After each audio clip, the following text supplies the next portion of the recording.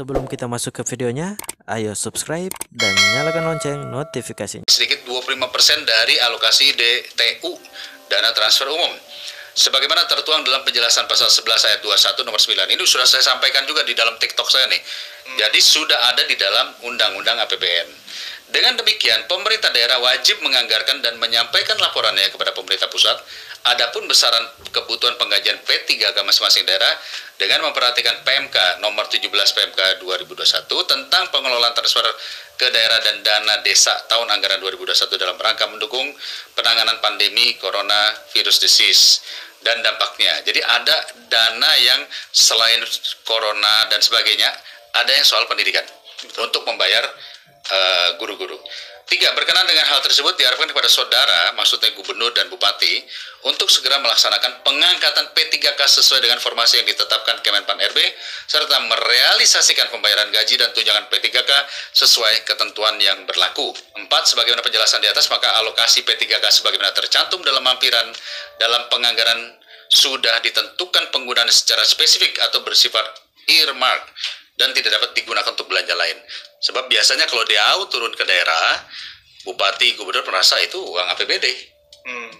Dia bisa kesana kemari kan gitu kan ya. Betul. Sebagai informasi dapat kami sampaikan bahwa DJPK, jadi Dirjen Perimbangan Keuangan, tidak memungut biaya apapun atas pelayanan yang diberikan.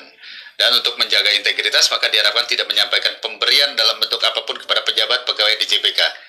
Emang ada yang suka memberi ya? Saya nggak tahu nih. Ya, demikian kami sampaikan. Atas perhatian dan kerjasama saudara, kami ucapkan terima kasih.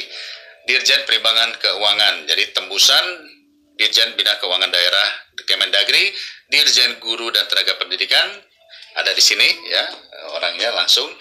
Artinya ini sudah menandakan Kementerian Keuangan sudah menyiapkan alokasi anggaran yang turun di DAU. Kita lihat lagi di bawahnya nih. Nah, ini contohnya. Ini formasi yang ada. Misalnya satu contoh, Provinsi Aceh. Pak Iwan aja deh yang terangin deh, Pak Iwan aja. Nanti saya dikira pemerintah lagi. Pak Iwan aja. Pak Iwan aja deh. Nggak boleh. Saya harus beroposisi sama Pak Iwan. Silakan Pak Iwan. Jelaskan gimana Pak Iwan.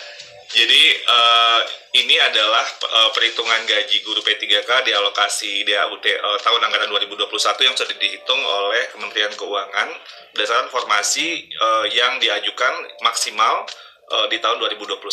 Provinsi Aceh 4.290. Ini usulan.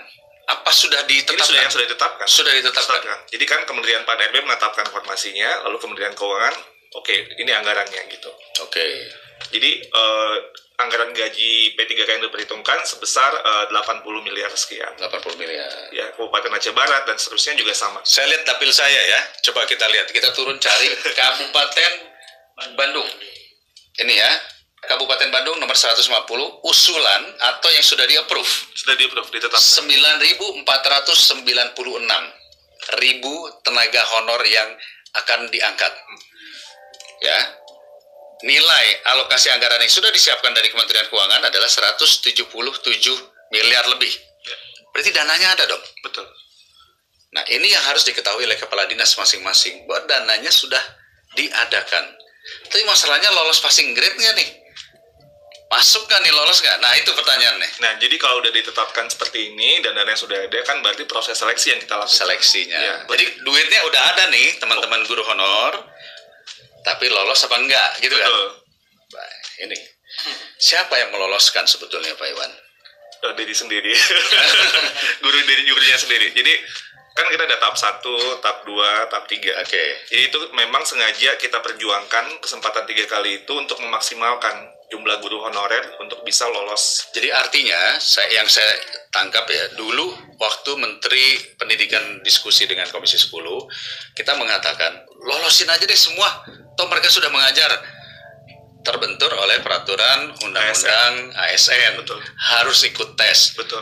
Maka bagaimanapun caranya, gimana caranya supaya lolos? Kasih kesempatan 3 kali tes. Betul. Sampai lolos, kira-kira gitulah ya. Betul. Bahasanya ya. Betul. Tapi kok ada kisi-kisinya juga kita siapin ya, untuk belajar. tapi kok tesnya sulit banget. Sampai nggak lolos-lolos. Nah, kalau nggak lolos-lolos, gimana Pak Iwan? Kita ingin semuanya lolos dong. Ya, jadi dengerin ya, ingin semuanya lolos. kita sangat ingin dan mendoakan semua guru-guru honorer yang ikut untuk bisa lolos. Jadi bukan artinya tes ini sengaja membuat orang menjadi tidak lolos ya, karena duitnya sudah ada, alokasinya sudah ada, ya kan? Dan daerah sudah mengusulkan ya. Ini kan usulan daerah. Jadi betul. Ini formasi. Betul. Dan ini ketika jadi sekarang kan ada pemerintah daerah yang juga mengubah-ubah ya, ada yang sudah mengusulkan kemudian menarik itu Kenapa? Ya karena dia nggak tahu karena sebenarnya anggarannya sudah ada. Saya nggak tahu itu kenapa. Karena ketidakyakinan, tapi saya nggak tahu ketidakyakinannya itu kenapa gitu. Atau takutnya jangan-jangan ini buat tahun pertama aja ada duitnya, nanti tahun kedua gitu. Mungkin. Apa bedanya? Ini kan aparatur sipil negara. P3K dengan PNS kan sama. Oke. Jadi kalau udah ngangkat pegawai, yang namanya aparatur sipil negara ya itu kan komitmen. Jadi nggak mungkin tahun ini digaji tahun depan ya. Jadi mungkin memang ekosistem kita banyak penuh ketidakpercayaan ya. Jadi harus kita ini kan. Ya, potong aja Pak. Gimana Pak? Ini betul Pak Dirjan. Jadi di daerah itu tidak yakin, tidak percaya bahwa dananya ada apa enggak. Dan kalau misalkan ini nanti kita terima, jangan-jangan nanti pas di tengah jalan daerah. Di tengah jalan nggak ada dana lagi dari pemerintah daerah yang nanggung. Nah, itu yang terjadi. Kita sebenarnya ingin ini ya, daerah betul-betul komitmen untuk pendidikan. Karena bagi kita ya di bidang pendidikan ini, adanya guru itu adalah kebutuhan pokok. Ibaratnya sandang, pangan, papan bagi kita. Kalau kita nggak punya rumah, kita nggak bisa makan, atau kita nggak pakai baju, itu kan aneh gitu ya, dan itu nggak mungkin. Jadi kalau 3 hal yang pokok dalam proses pendidikan, adanya murid, adanya guru, dan adanya bahan untuk belajar. Jadi ini tiga hal yang harus kita jamin pasti ada, ini kebutuhan pokok sekali. Sering sekali kita juga mendengar bahwa kalau ketika tadi yang saya bilang supply dan demand, ada guru yang pensiun, lalu kemudian yang gantinya tidak ada atau sedikit. Jadi taruhlah